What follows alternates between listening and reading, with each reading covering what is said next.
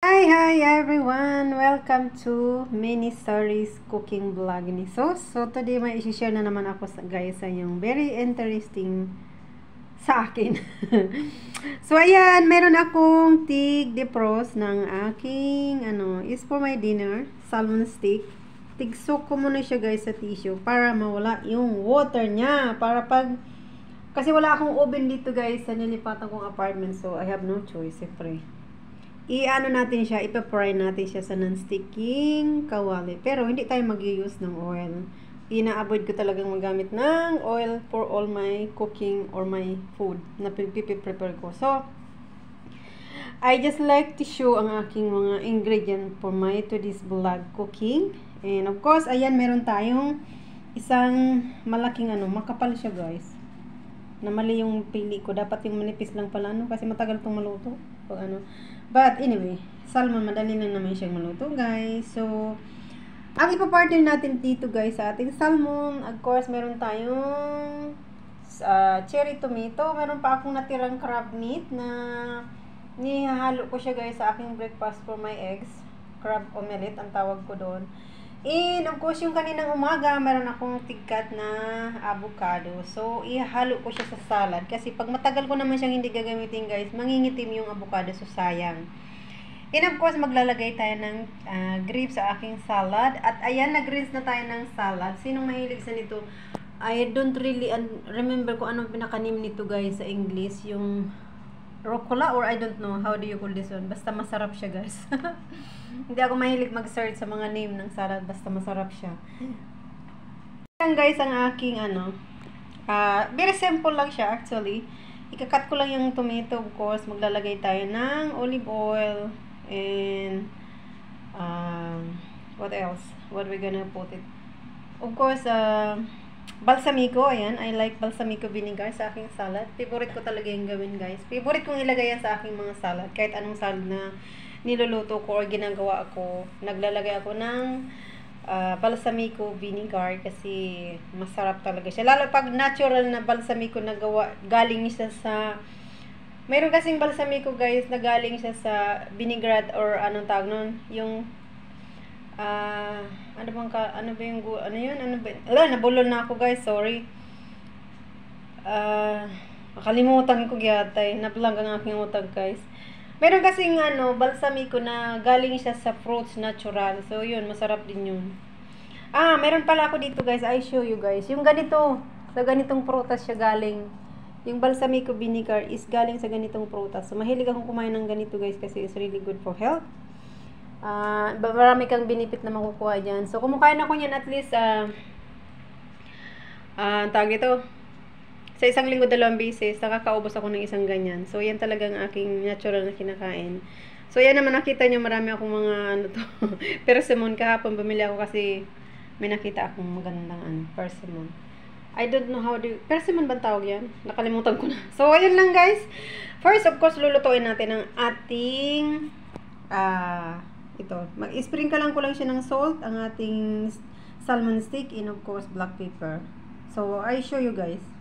So, we proceed guys sa paggawa ng salad ko. Masimple lang naman ang aking salad. At ang gamitin ko sa ito guys, hindi ganun kadami kasi I think that's too much for my one time eat. Pero siguro bukas ko na siya gagawin ulit salad. Kasi nga, ang salad kasi guys, masarap pa naman yung kainin pag prep. Ay, parang lalaki talaga yung ganyan. Dapat pala pinaliit kasi mas masarap siya na napupot siya sa Liit-liitin ko nga yung aking tomato. So, ayan, pinipultin guys. Liit-liitin yung patatak ng aking tomato para mas masarap siya yung maliliit. Tapos, I think yung natin, ang ihahalo natin, isang avocado nila talaga siya. Gamitin ko na siya guys lahat ng aking avocado. Kasi bukas hindi na yan kukulog na siya. Cut natin guys ang ating avocado. Kung hindi na alam, paborito ko guys ang avocado. Bumibilit ako niyan every week kahit mga 2 piraso. So mahilig ako nang kumain sa salad. Sa breakfast, kapart niya ng 2 itlog, yun ang lagi kong kinakain at saka. Pag wala naman avocado, apple. Tapos maglagay tayo ng kaunting, yan, saan makita nyo. Maglalagay ako ng kaunting grapes. Salad kasi masarap. Kaunti lang kasi masyadong matamis ang grapes. But meron ako guys, tinatawag na cheat day. Kasi nag-workout ako at talagang meron ako mga food na hindi kinakain. Yung the rest bukas naman. Masarap ang grapes salad guys. Yung kung sino nakatikin nyo. But ay, bukas yung iba naman. Kasi masyado naman madami, hindi ko na maubos for one time meal. So maglalagay tayo ng crab meat of course. Ang crab meat naman usually ginagamit ko to sa aking sa breakfast. Naglalagay talaga ako sa itlog. Tapos maglalagay tayo ng dahon ng green para mas masarap siya. Ang crab kasi guys, pwede nyo na siyang kainin ng fresh. Kahit hindi na siya luto kasi ano siya. Luto na siya. Yummy. Don't worry guys, ang aking kamay ay malinis po. So ayan. Yung garis sa ano. Lalagyan na natin ng kaunting green. Maglagay tayo ng kaunting ano. Yan. Tapos sprinkle natin ng masarap po nga lang po guys. Masarap po. Kahit naman spinach. Kaso wala akong makita yung spinach sa market. Pero nakita ko hindi siya fresh kaya hindi ko kinuha. Dito na lang kinuha kasi ano pa siya. Fresh na fresh pa. Ang spinach kasi kailangan ano. Mahilig din ako kasi spinach. 100% I always eat spinach every day. Kaso lang mabilis kasi maubos ang spinach sa market. Lalo pag hapon ka na magmamarket wala kang makita ano. So I think that's more than enough. Ano na lang natin. Diba? Yan o. Guys, tapos na ang ating preparation ng aking salad. Maglalagay na tayo ngayon ng tingnan mo yung kanina lang sana pero ano, maglalagay tayo ng aking pink salt na laging ginagamit sa aking salad guys kasi more healthy siya and pang salad talaga siya. Hindi ko to ginagamit guys sa aking mga cooking, talagang sa salad ko lang siya ginagamit. And maglalagay tayo of course na mauubos na pala ang aking ano balsamico vinegar. One of my favorite talaga guys, kahit saan, kahit pag kumakain ako ng restaurant. I like that kind of salad na mayroong balsamico vinegar. And mag-sprinkle tayo ng olive oil. Ang olive oil is para sa salad lang talaga. So that's enough. And of course, maglalagay tayong black pepper. So mix. Anting mag-coat, maglagay tayong black pepper. Meron akong black pepper. Sana din ako ng black pepper. Uy, may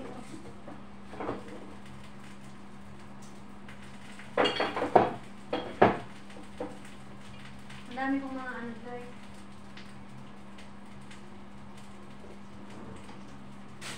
Sorry, natagalan. Meron akong black pepper na ano.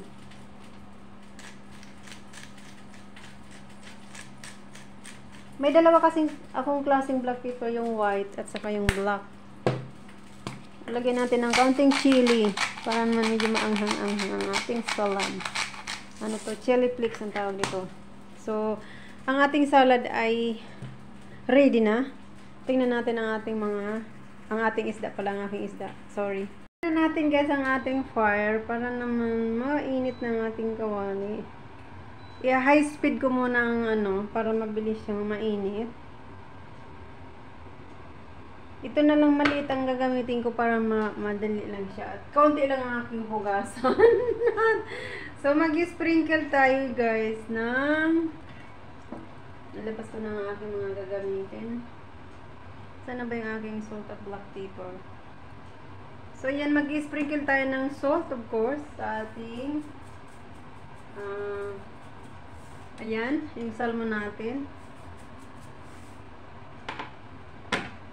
And of course, we don't forget to ayan, yung black pepper na ano na siya, halo-halo na siya guys. So, i-turn down natin para both side meron siyang ano. Wala.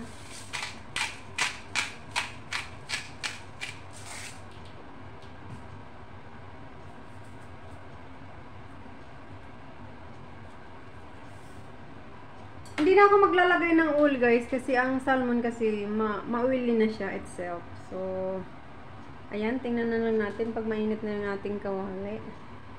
Ayan, di ba? Kita nyo naman. So,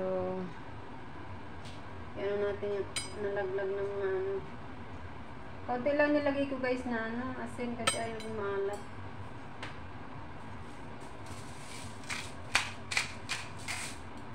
So, ito yung magiging dinner natin for today's video.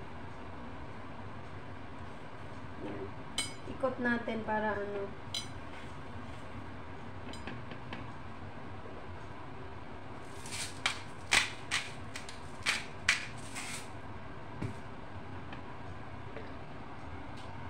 So, diba guys, tingnan nyo, kahit wala siyang oil, yung oil ng fish, lumalabas siya itself kasi nga ang ating salmon is talagang ma-oily siya itself ang isda. So usually pag nagpa-fry ako ng salmon, hindi talaga ako nagagamit ng oil. Kaya nga gusto ko sa salmon talaga binibake Kaso lang since wala akong oven dito sa bago kong apartment, so of course we don't have choice kundi mag-fry tayo ng, ayan na.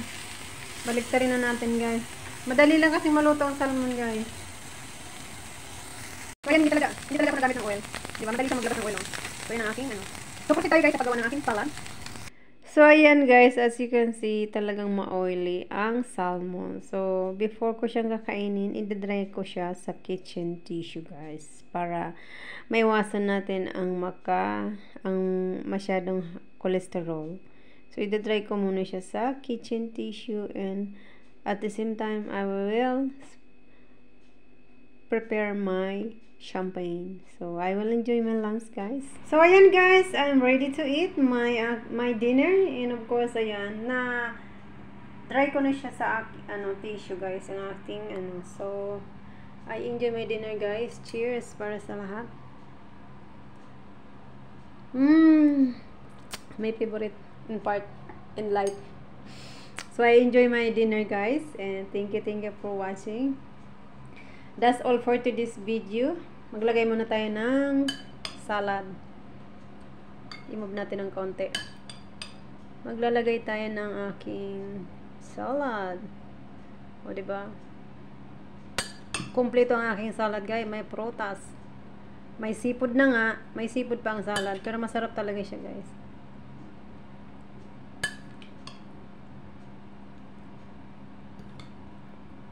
So this is my dinner for today's video. Madilim dito sa aking kitchen guys. Yung light masyadong That's all guys for today's video. Thank you. I will enjoy my dinner now. Ayan ang ating dinner for today's video. Thank you for watching. Bye bye guys.